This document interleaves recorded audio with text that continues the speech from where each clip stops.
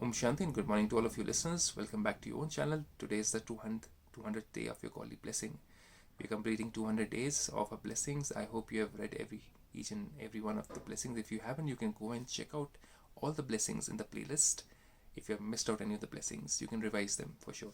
And before we go ahead, have a look at this link above, which takes you towards yogasan's flexibility. That is most important, along with the soul. Body is also very crucial.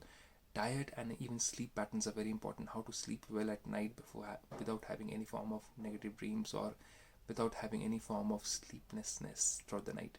Have a look at that also. So let's go ahead with today's blessing. What does Baba have to say today? Baba wants us to become very, very clever, and he wants us to become clever by leaving something. Yes, by giving up something. Let's understand what exactly that is.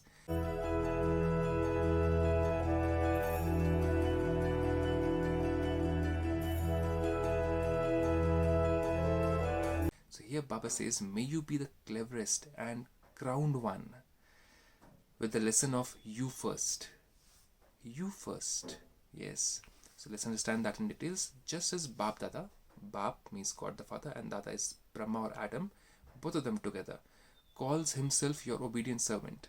He comes down, God comes down to serve us children who have become very, very tired, taking many births, and we have become tired because we are full of vices and we are doing sins, and because of the sins, the heaviness in our mind because of those sins and those curses which we have attained throughout our life from other people and previous births has made us very tired.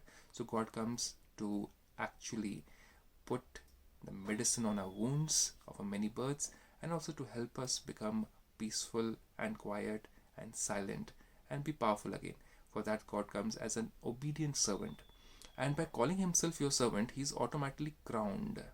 So he calls himself the servant. That's why everybody loves God, because he comes and serves us. Whenever we are in some difficulty, we remember him, and he comes us to give us this knowledge. So that's why we crown him. Anybody who helps us, we put them on the pedestal. But anybody who wants to move ahead of us, we don't put them on the pedestal. The ego clash comes and we try to pull them down. So God explains that over here. Baba says he's automatically crowned. In the same way, you children have to be humble. First of all, that is a quality which is required for that. And give others an elevated seat. Put others on the pedestal. Not to fake it, not to get something out of it. Mind you, that's not the thing. So you'll automatically get it. You don't need to do that. You don't need to manipulate things so as to put the other person down, even if the other person doesn't deserve it. You're like, oh, please, come over. You're the best. You're the most learned person. And why? Because you want something out of it. No, don't do that. God is not saying to manipulate this knowledge in the wrong way.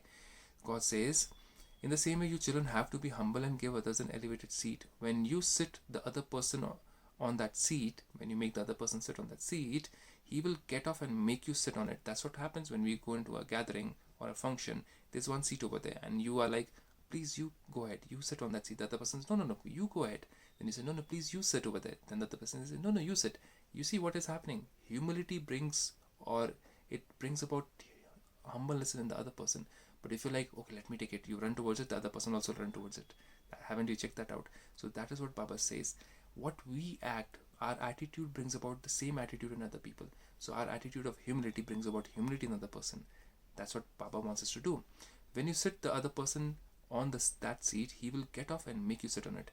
If you try to sit on it, he would not allow you to do so. In life also, if you want to go ahead of other people and put the other people down, push them down, pull them down, they will pull you down.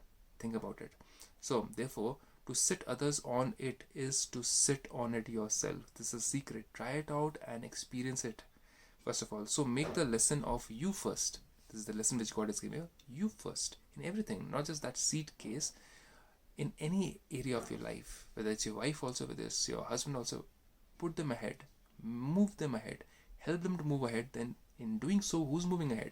You are moving ahead. But if you pull them down, whom are you pulling down? Yourself down. So Baba says, so make the lesson of you first from your sanskars. Your sanskars will then easily harmonize and theirs, and you will be crowned. So your sanskars and their sanskars will harmonize. There won't be any conflict of who wants to be up on the other person, who wants to be more smarter or cleverer. God says being cleverest of all means to put other people ahead. In that, it's your benefit actually. This is the way to become the cleverest one. There is no effort in this and also great attainment. Is there any effort in putting other people ahead? Or there's more effort in actually trying to go ahead of other people and pulling them down? Think about it. So a leader is always at the back, right? A shepherd is always at the back of the flock. So if the shepherd was ahead, all the flock will be haywire. They'll be going in different directions. Just because the shepherd is behind and the sheep's ahead, he's able to control and see everything. That's what a leader is all about. So do that, try that in every area of your life and experience it. Give others a seat, not that real seat. It means it's a metaphor, it means something else in life. Do that and share your experiences in the comments down below once you have an experience. I leave you with this beautiful Vardhan. Have a blessed day. Stay safe, stay home. Om Shanti.